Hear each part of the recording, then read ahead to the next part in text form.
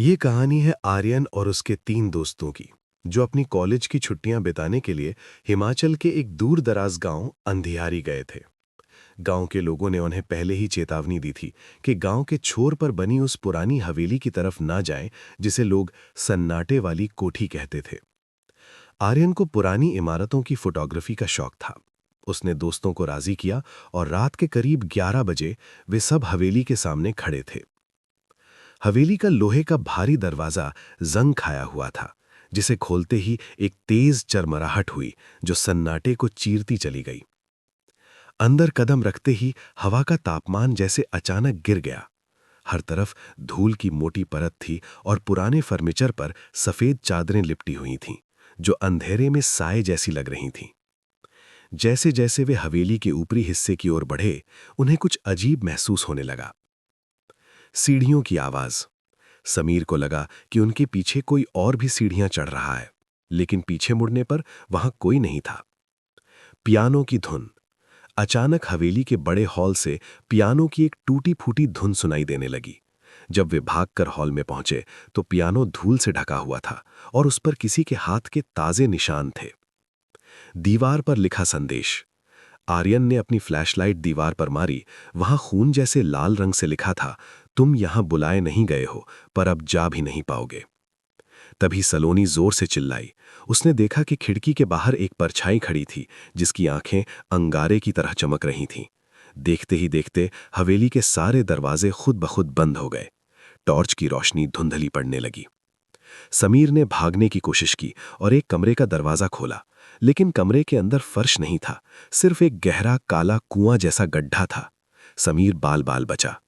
तभी उन्हें एक औरत के रोने की आवाज आई। वो आवाज किसी एक दिशा से नहीं, बल्कि दीवारों के अंदर से आ रही थी। जब उन्होंने सीढ़ियों की ओर वापस भागना चाहा, तो उन्होंने देखा कि उनके सामने एक धुंधली सी आकृति खड़ी है।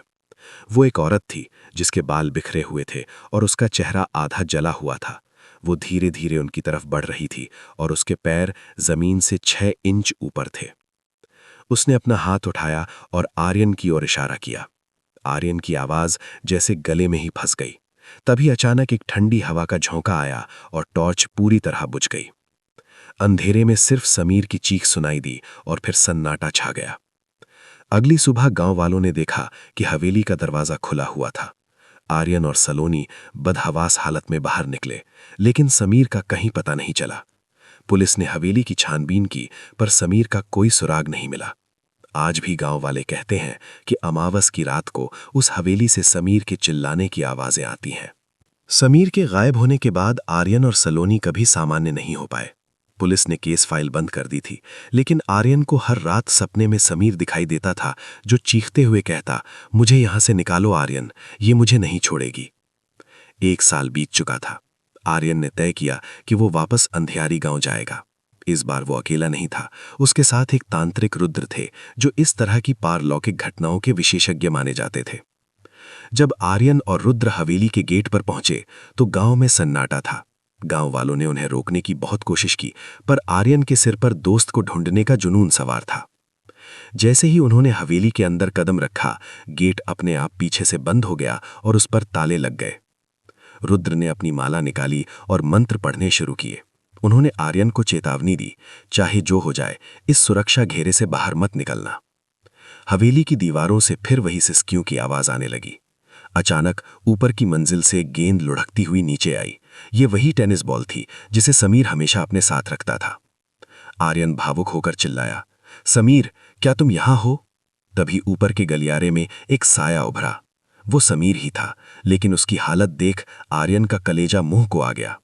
समीर की आंखें सफेद हो चुकी थीं और उसका शरीर अजीब तरह से मुड़ा हुआ था। वो दीवारों पर मकड़ी की तरह चल रहा था। रुद्र ने चिल्लाकर कहा, यह समीर नहीं है आर्यन, ये वो रूह है जिसने उसका शरीर छीन लिया है। रुद्र ने अपने झोले से एक पुरानी राख निकाली और हवा में उछाल दी। राख के उड़ने से हवेली की दीवारों पर पुराने दृश्य उभरने लगे। उन्होंने देखा कि 100 साल पहले इस हवेली के मालिक ने अपनी पत्नी को जिंदा दीवारों में चुनवा दिया था, क्योंकि उसे शक था कि वो जादू टोना करती है। वो औरत मरते समय एक श्राप दे गई थी कि जो भी इस हवेली की शांति भंग करेगा, वो उसकी आत्मा का हिस्सा बन जाएगा। अचानक हवेली का तापमान इतना गिर गया कि सांस लेना मुश्किल हो गया। वो जलती हुई आंखों वाली औरत, मालिकिन की रूह, छत से लटकी हुई नीचे आई। उसने समीर के शरीर को एक कठपुतली की तरह हवा में उठा रखा था। रुद्र ने एक तांबे का खंजर निकाला और उस पर पवित्र जल छिड़का। उन्होंने आर्यन से कहा, तुम्हें उस दीवार को तोड़ना होगा जहां इसे चुनवाया गया था, तभी इसकी शक्ति खत्म होगी। आर्यन ने कुल्हाड़ी उठाई और रुद्र के बताए अनुसार हॉल के पीछे वाली दीवार पर वार करने लगा। हर वार के साथ हवेली कांप रही थी। रूह ने आर्यन पर हमला करने की कोशिश की, लेकिन रुद्र ने मंत्रों की शक्ति से उसे रोक रखा था।